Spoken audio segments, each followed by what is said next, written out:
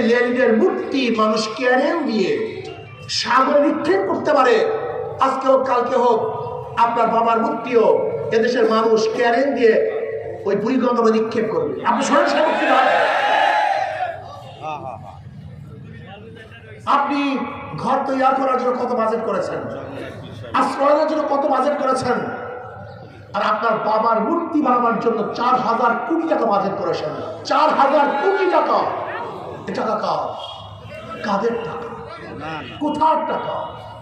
আপনি মুজিব বর্ষ উদযাপন করার জন্য 400 কোটি টাকা বাজেট করেছেন। এই টাকা কার টাকা? যে দেশের মানুষ খেতে পারে না, দেশের মানুষ বস্ত্র পরতে পারে না, যে দেশের মানুষ চিকিৎসার অভাবে ধুকে ধুকে মরে, যে দেশের মানুষ শিক্ষিত হতে পারছে না, যে দেশে ভালো একটা মানসম্পন্ন মেডিকেল নাই, যেখানে একটা ডিজাইন করার জন্য রাস্তা এবং পোলের ডিজাইন করার জন্য এখনো বিদেশ থেকে ইঞ্জিনিয়ার ভাড়া করতে হয়, সেই দেশে মুজিব বর্ষ পালন করার জন্য আপনার 400 কোটি টাকা বাজেট করবেন। মোরাল বানাবার জন্য, মূর্তি বানাবার জন্য 4,000 কোটি টাকা বাজেট করবেন। আর বাংলাদেশের মানুষগুলি দেখে চোখে চোখে দেখবে? এটা হয় না। আমি গোপালগঞ্জের ভাইদেরকে বলবো, বোনদেরকে বলবো, সতর্ক হন।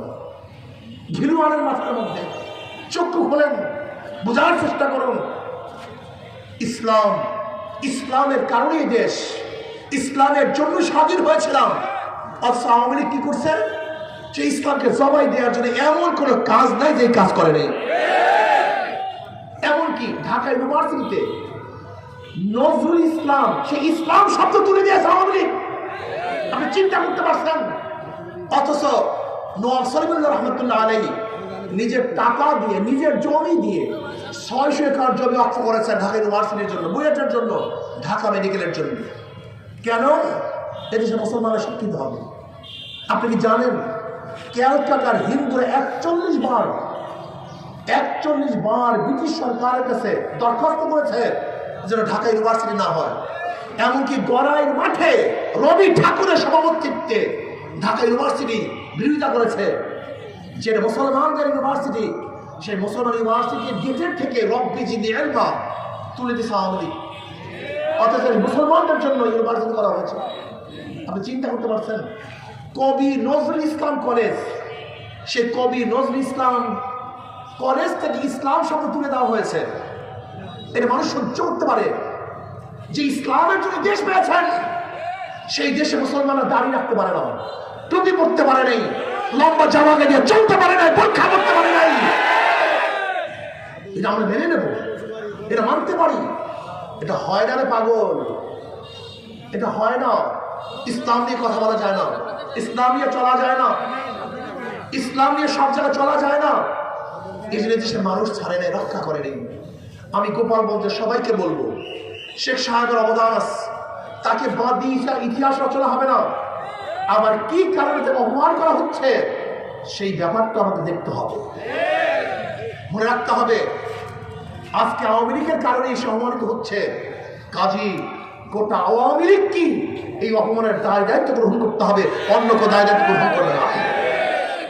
ইসলামের বাহিরে কিচ্ছু নাই, কোনো আদর্শ নাই, কোনো নীতি নাই। যে নীতি আদর্শের ভিত্তিতে আপনি দেশ চালান না কেন, মানুষ শান্তি পাবে না।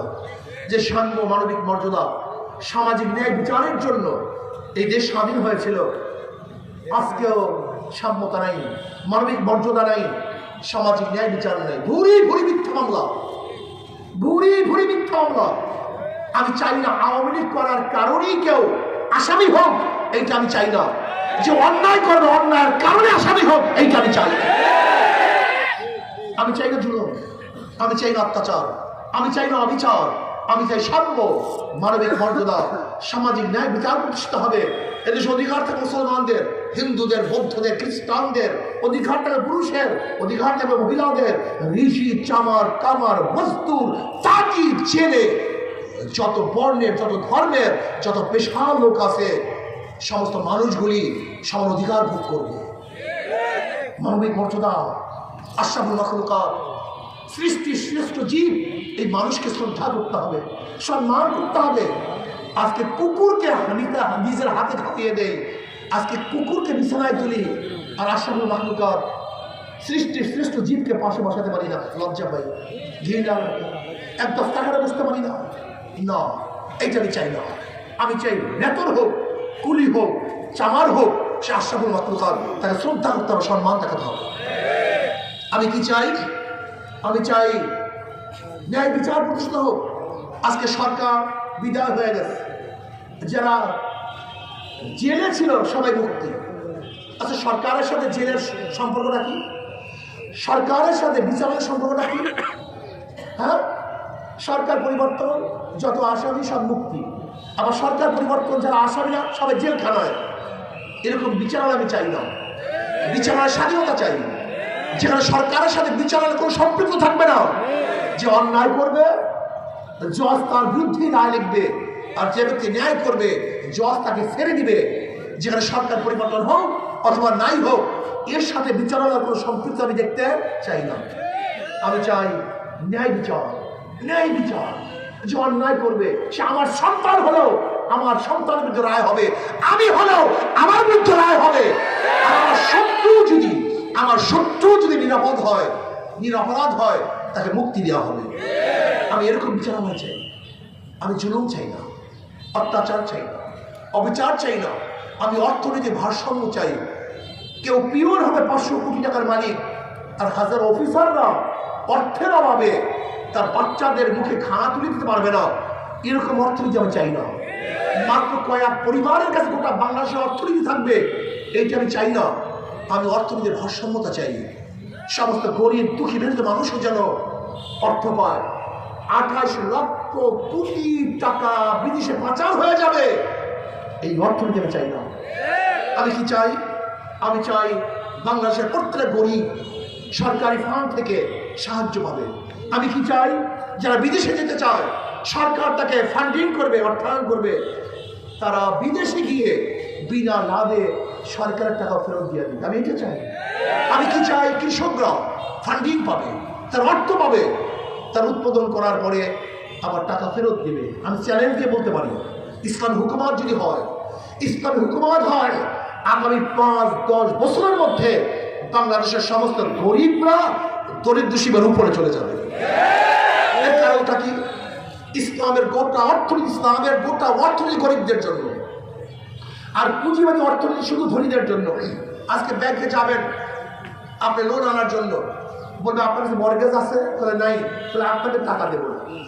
ব্যাংক কাকে টাকা দেয়? যার কাছে আছে। যাকে দেয় তারই সুদ মাফ হয়, যাকে দেয় তারই লোন মাফ হয়। একজন ধনী 4 বার ধনী হয়, আর একজন গরিবের পেটের মধ্যে 5টা লাঠি। আগের থেকে 5 লক্ষ টাকা ছিল 1 লাখি, ব্যাংক থেকে 5 লক্ষ টাকা দেয় 2 লাখি। তার লোন মাফ হয় না 4 লাখ 3 লাখি, তার সুদ মাফ হয় নাই 4 লাখি। এবং বড়লোককে যে টাকা মাফ করা হয়েছে, এই টাকা যদি বাংলাদেশ ব্যাংকে থাকতো, বাংলাদেশের নাগরিক হিসেবে সেই টাকার একজন মালিক ছিল। কিন্তু বড়লোকদেরকে মাফ করার কারণে গরিবের পেটের মধ্যে 8 লাখি, গরিবের পেটে 5টা লাখি দেয়, আর বড়লোককে 4 বার ধনী বানায়। আর ইসলামী অর্থনীতি সবই গরিবদের জন্য, জাকাত কাদের জন্য, ওসুর কাদের জন্য, কথা বলেন, ফিতরা কাদের জন্য, দান কাদের জন্য, মানত কাদের জন্য। অর্থাৎ ইসলামী অর্থনীতি সবই গরিবদের জন্য। কিন্তু কপাল পোড়া গরিবের গোষ্ঠী, এই কপাল পোড়া গরিবের গোষ্ঠী, ওরা নিজেদের ভাগ্য নিজেরা পরিবর্তন করতে পারে না। ওরা চোর, ডাকাত, বদমাশি, লুটেরা এবং খুনিদেরকে ক্ষমতায় বসায়, কিন্তু যারা গরিবদের জন্য মেহনত করে কাজ করে তাদের ওরা পছন্দই করে না। আমি বিশ্বাস করি ইসলামী অর্থনীতি যদি অ্যাপ্লাই করা হয়, আগামী 5-10 বছরের মধ্যে বাংলাদেশের সমস্ত গরিবরা দরিদ্র সীমার উপরে চলে যাবে। এখানে মানবতা প্রতিষ্ঠিত হবে, সাম্যতা প্রতিষ্ঠিত হবে, ন্যায় বিচার প্রতিষ্ঠিত হবে, এই দেশ হেফাজত থাকবে। সমস্ত ধার্মিকরা স্বাধীনভাবে তাদের ধর্ম পালন করতে পারবে। কাজে আসুন, আজকের থেকে সব কিছু দেখা শেষ। আমরা সোনার বাংলা দেখেছি, সবুজ বাংলা দেখেছি, নতুন বাংলা দেখেছি, ডিজিটাল বাংলা দেখেছি, স্মার্ট বাংলা দেখেছি। সব বাংলা দেখা শেষ। এবার আমরা ইসলামী বাংলা দেখতে চাই। কি বাংলা দেখতে চাই? ইসলামী বাংলা দেখাতে চাই। সমস্ত বার্তা দেখা শেষ।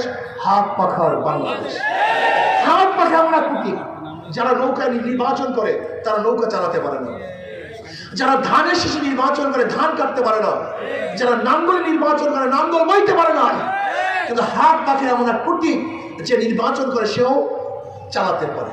যারা নির্বাচন করে তারাও ঘুরাতে পারে, মুসলমানরাও ঘুরাতে পারে, হিন্দুরাও ঘুরাতে পারে, পুরুষরাও চালাতে পারে, মহিলারাও চালাতে পারে। শুধু কি তাই, যারা যে প্রতীক নিয়ে নির্বাচন করে বুকের মধ্যে রাখিয়া সেই প্রতীক কেউ ঘুমায় না, কিন্তু হাত পাখে এমন এক প্রতীক যে প্রতীক বুকে নিয়ে মানুষ ঘুমাইতে থাকে। শান্তির প্রতীক। কারেন্ট ফেল করে, হাত পাখে ফেল করে। কি কথা ঠিক না? হাত পাখা কেউ যন্ত্রণা দেয় না। যদি গরম একটু বেশি লাগে জোরে মারো, যদি একটু কম লাগে আস্তে মারো। কথা ঠিক না? শান্তির প্রতীক হাত পাখা। কাজে হাত পাখা যদি বিজয় হয় এই দেশ বিজয় হবে, হাত পাখা বিজয় হয় এই জনগণ বিজয় হবে, হাত পাখা বিজয় হয় মুসলমান, হিন্দু, বৌদ্ধ, খ্রিস্টান প্রত্যেক জনগণ বিজয় হবে ইনশাআল্লাহ। কাজে আসুন আগামী নির্বাচনে এখন থেকে হাত পাখা প্রতীকের নির্বাচনে আমরা অংশগ্রহণ করবো। আল্লাহ আমাকে আমাদের সবাইকে কবুল করেন। আপনাদের দেশের লিডাররা আছে, এই যে অ্যাডভোকেট মিজানুর রহমান সাহেব, দেখেন অ্যাডভোকেট লেখেন আলহামদুলিল্লাহ।